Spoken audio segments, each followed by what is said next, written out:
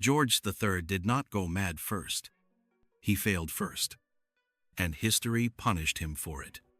History remembers George III as a joke, a broken monarch, a king who lost America, then lost his mind.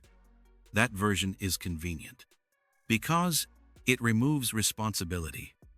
It turns collapse into illness, and failure into fate. But George III was not destroyed by madness.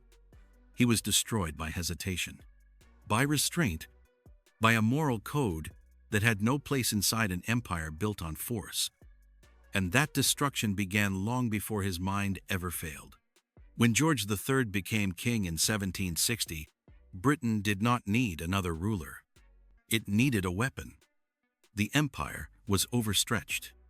Its colonies were restless. Its political system was already unstable. What Britain required was a king who would assert control without apology, a king who would act first and justify later. Instead, it received a young man trained to do the opposite. George III had been raised to be virtuous, domestic, disciplined. He valued marriage over mistresses, order over spectacle, rules over instinct. He believed power should be limited, that authority should be shared. That restraint was strength. Those beliefs made him respectable. They also made him unfit. Empires do not survive on restraint. They survive on decisive violence. From the beginning, George III hesitated. He consulted when others commanded. He delayed when others enforced. He trusted systems that were already decaying, and the system noticed. Parliament learned quickly that the king would not dominate it. Ministers learned they could speak for him. Decisions were made around the crown, not through it. Authority existed. Control did not. This was not stupidity. George III was educated, articulate, and deeply serious. It was incompatibility. He was a man raised to believe rules mattered, placed at the head of a system that survived by breaking them. And then came America. Not war yet. Not rebellion yet. A test. The colonies pushed. Parliament taxed. Warnings arrived slowly, quietly, ignored. George III did not crush dissent early. He did not draw a line. He waited. And waiting is fatal in imperial politics. By the time resistance hardened, the moment for control had already passed. The king did not lose America because he was cruel. He lost it because he was cautious. History does not forgive cautious rulers. It exploits them. This is the first great illusion surrounding George III, that he ruled with absolute power. He did not. He inherited a monarchy that had already surrendered real authority to Parliament, while keeping the crown as a symbol of blame. When things went wrong, the king's name absorbed the failure. When things went right, the system took the credit. George III became a lightning rod, not a commander, not a strategist. A symbol, and symbols are disposable. By his early 30s, the damage was already done. The empire had learned it could act without him. The public had learned to doubt him. Pressure began to build. Quietly. Relentlessly. This is where the popular story usually jumps ahead. Straight to madness. Straight to collapse. But that jump skips the most important truth. George III was already politically broken before his mind ever failed. His authority hollowed out. His decisions overridden. His image fixed. The illness would come later. First came irrelevance. And once a king becomes irrelevant, the system no longer needs him sane. It only needs him silent. George III did not lose control because he went mad. He went mad inside a system that had already taken control away from him. America was not lost in a single moment. It was not lost in a single battle. It was not even lost in a single decision. It was lost slowly, through distance, through delay, through a system that mistook hesitation for stability. By the time George III realized control was slipping, the empire had already moved beyond him. This is the great lie history tells, that George III ruled America directly, that he commanded the war, that he chose tyranny. He did not. What he ruled was a system that acted in his name, while carefully limiting his control. Parliament taxed the colonies. Parliament drafted policy. Parliament escalated tension. The king approved. The system decided. And when resistance hardened, the crown absorbed the blame. The American colonies did not wake up one morning and choose rebellion. They argued first. They protested first. They warned first. Letters crossed the Atlantic slowly. Months passed between cause and response.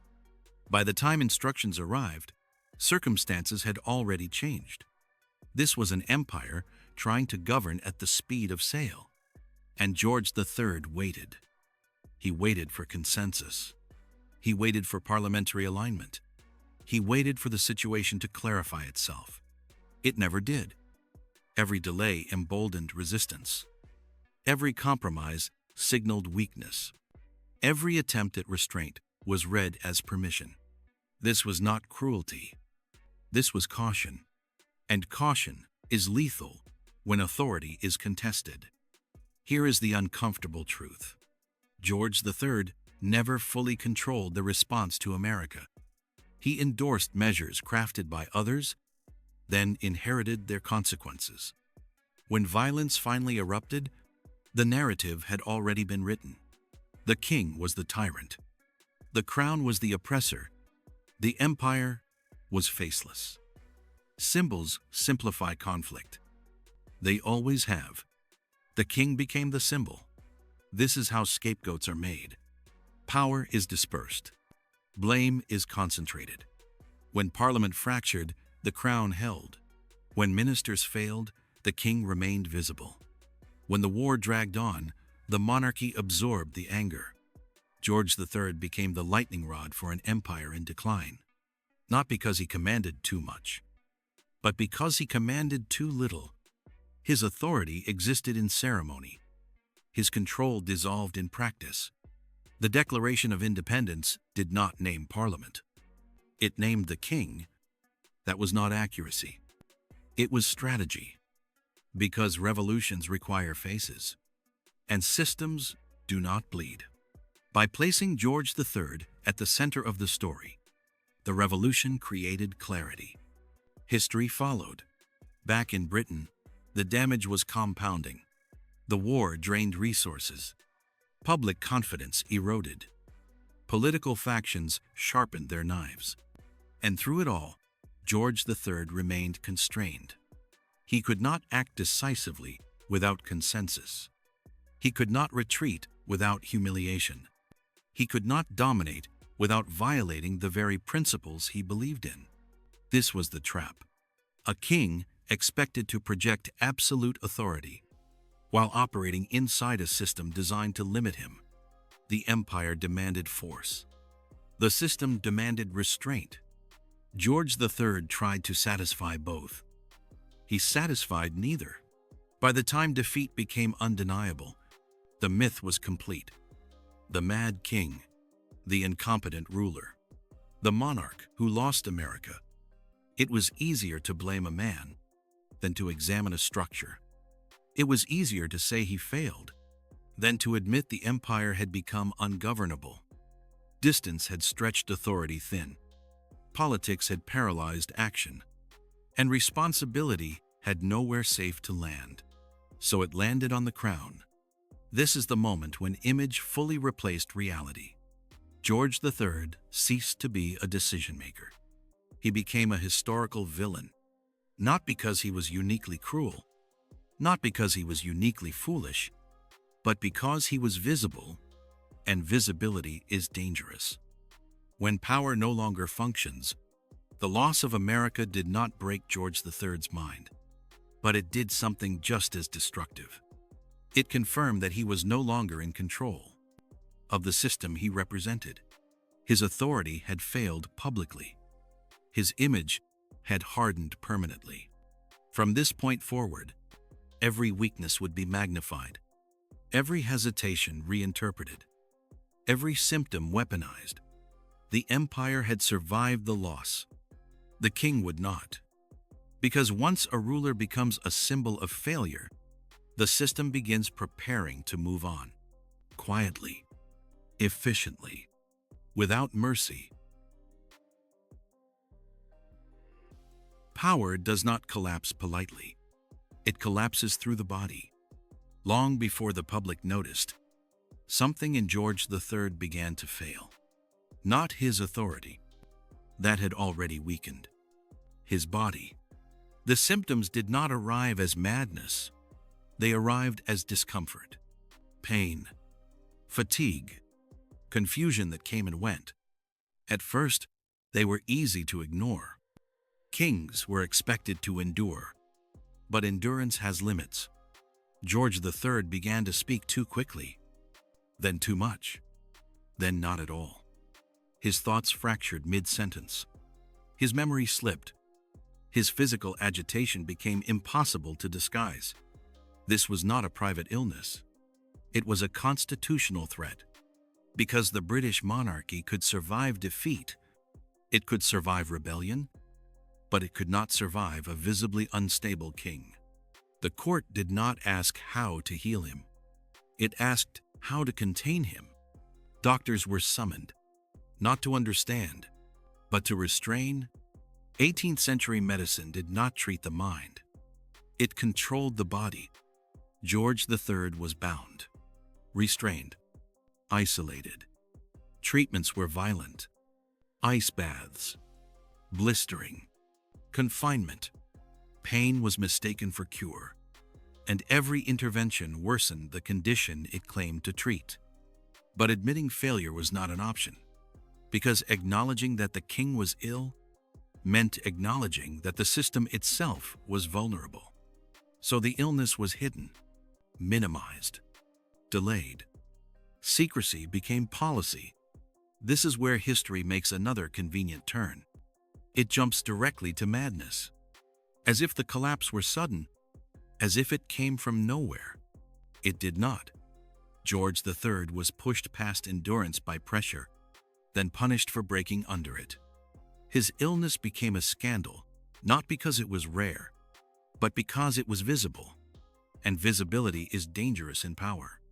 As the king's condition worsened, the question everyone avoided finally surfaced. What happens when the king cannot rule? The answer was not compassion. It was preparation. Meetings were held without him. Decisions were rehearsed in his absence. Legal mechanisms were quietly examined. The monarchy does not panic. It reorganizes. George III was still alive, still crowned, but functionally removed. This was the moment when authority separated completely from the man. The crown remained. The body failed. What followed was humiliation without spectacle. The king's speech became erratic, his movements unpredictable, his presence carefully managed. He was no longer seen in public when clarity could not be guaranteed. Stability became theater.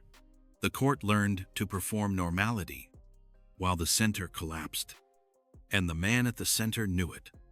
George III was not unaware of his decline.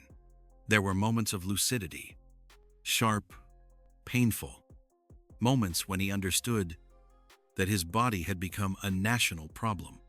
That understanding did not bring peace. It brought terror. Illness stripped George III of the last illusion he had left.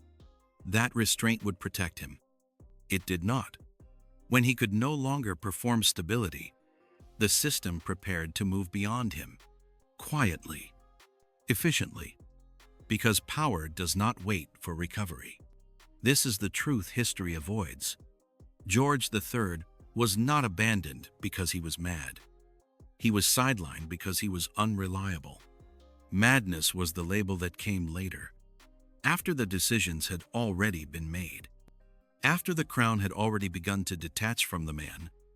By the time the public learned of his condition, The narrative was ready. The king was unstable. The king was dangerous. The king could not be trusted. What the narrative did not say was that the system had contributed to the collapse it now condemned. Pressure without release. Authority without control. Responsibility without agency. The body broke where the structure refused to bend. George III did not lose his mind in isolation. He lost it under surveillance, under expectation, under a crown that demanded composure at any cost. And when that cost became too high, the body paid it.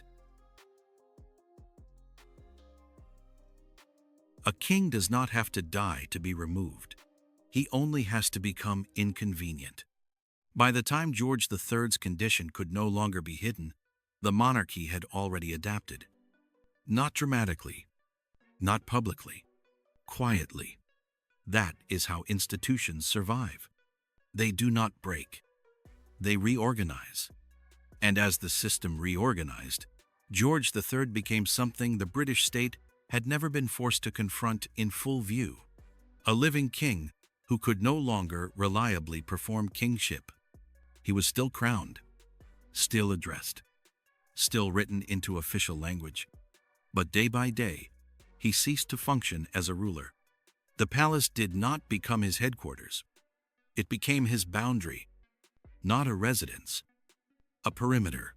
This is the cruelty of constitutional monarchy at its most efficient. The crown is sacred. The person is replaceable. When George III could not be trusted to appear stable, appearances were managed. When he could not be trusted to speak, access was limited. When he could not be trusted to decide, decisions were made elsewhere. The system did not announce its takeover. It simply stopped waiting. And then the question everyone had delayed became unavoidable. If the king cannot rule, who does? That question does not belong to emotion. It belongs to law. And law does not care about dignity. In the background, the machinery of regency began to take shape. Papers, meetings, legal arguments, political alliances. A king's illness does not only threaten the crown, it opens opportunity. Because if power is about to shift, everyone wants to be standing in the right place when it does. George III's son became a shadow looming over every conversation. The Prince of Wales was not simply a child waiting for a father to recover. He was a rival waiting for a vacancy. This is where families become political. Not through shouting, through calculation. The king's household tightened. Gatekeepers multiplied. Rooms became controlled. Schedules became locked. The palace became a map of permission. Who could enter? Who could speak? Who could be seen near the king? And when the king himself could not give permission, others did it for him. That is how a man becomes a hostage in his own home. There is a particular kind of horror in this. George III was not imprisoned in a dungeon. He was confined by protocol. He was surrounded by attendants, physicians, guards, servants. And yet he was isolated, because nobody came to know him. They came to manage him. They came to keep him quiet enough to maintain the illusion, to maintain continuity, to keep the public calm. The monarchy is, above all, a performance of stability. And George III was no longer a reliable actor. So the palace began to exclude him. Not physically, at first. Functionally, meetings happened without him. Documents bypassed him. News was filtered before it reached him. In a healthy reign, the palace is the center of government. In George III's decline, the palace became a theater set. The real government moved elsewhere, and the king remained inside the set. This is why the regency crisis matters. It is not just a legal question. It is a moral revelation. Because it proves something most people do not want to admit. The state does not love the king. It uses him.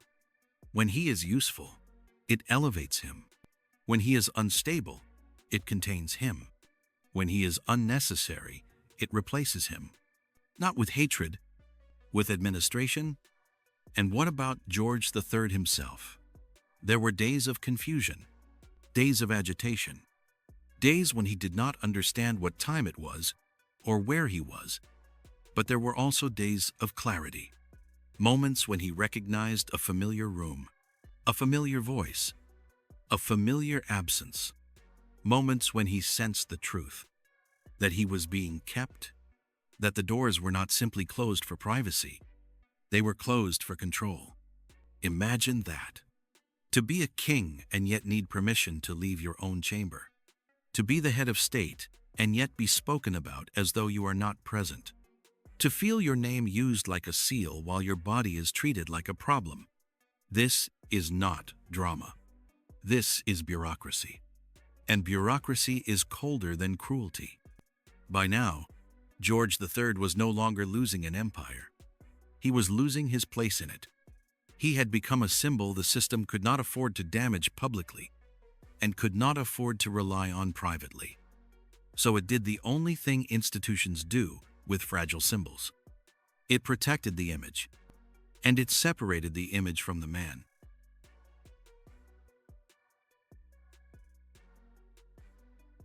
Madness is a convenient word. It explains failure without assigning blame. It turns structural collapse into personal tragedy. And it ends questions before they become dangerous. By the time George III disappeared from public life, the story was already waiting for him. The mad king, not the hesitant king, not the constrained king, not the king trapped inside a system designed to limit him. Madness was simpler, because madness does not require accountability.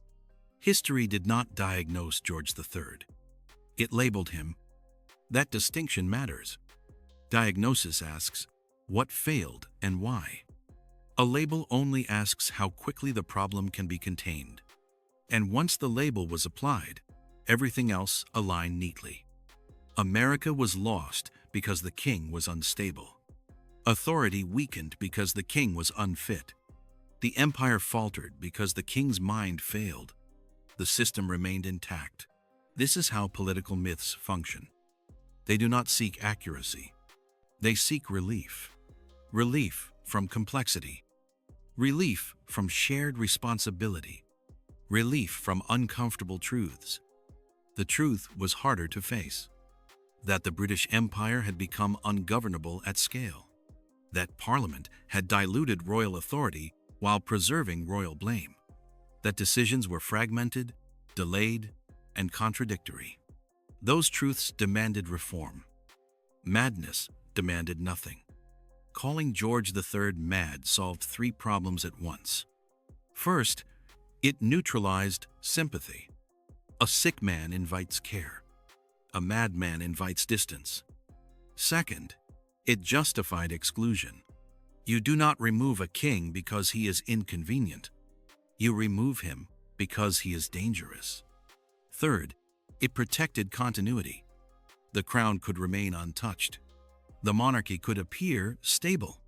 The state could proceed as if nothing fundamental had failed. All because the failure had a face. This is why madness appears so often in histories of power. It is the perfect narrative endpoint. Once a ruler is mad, debate is over. Once a ruler is mad, systems are absolved. No need to ask who constrained him. No need to ask who delayed decisions. No need to ask who benefited from his absence. Madness closes the file. But here is what the label hides. George III did not collapse in isolation. He collapsed under pressure. Pressure to appear stable while being excluded. Pressure to perform authority while being denied control. Pressure to embody continuity while the system quietly moved on. When his behavior became erratic, it was treated not as a warning, but as confirmation. Confirmation of a story already written. This is where history becomes cruel. Moments of lucidity are ignored. Periods of recovery are dismissed. Context is stripped away. Only the most extreme episodes survive. They are repeated, amplified, flattened into caricature. The man disappears. The label remains. And that label does important work. It reassures the public that decline was unavoidable, that nothing could have been done, that the empire did not fail. The king did. This is not accidental. It is how empires survive their own contradictions. By the time George III was spoken of openly as mad, he had already been removed from decision-making, already isolated, already replaced in practice. The label did not cause his removal. It justified it. And justification is always retrospective. This is the final deception of the Mad King myth. It pretends madness was the beginning of the end. In reality, it was the explanation offered after the end had already been managed, after the crown had been secured, after continuity had been preserved, after the system had adapted. Madness was not the crisis. Madness was the cover. Once a ruler is reduced to a medical condition, their political history becomes irrelevant. Their constraints vanish. Their warnings disappear. Their failures are personalized. This is how memory is cleaned. And George III was cleaned from history, so that the empire could move forward without looking back. Power does not end with a fall. It ends with forgetting.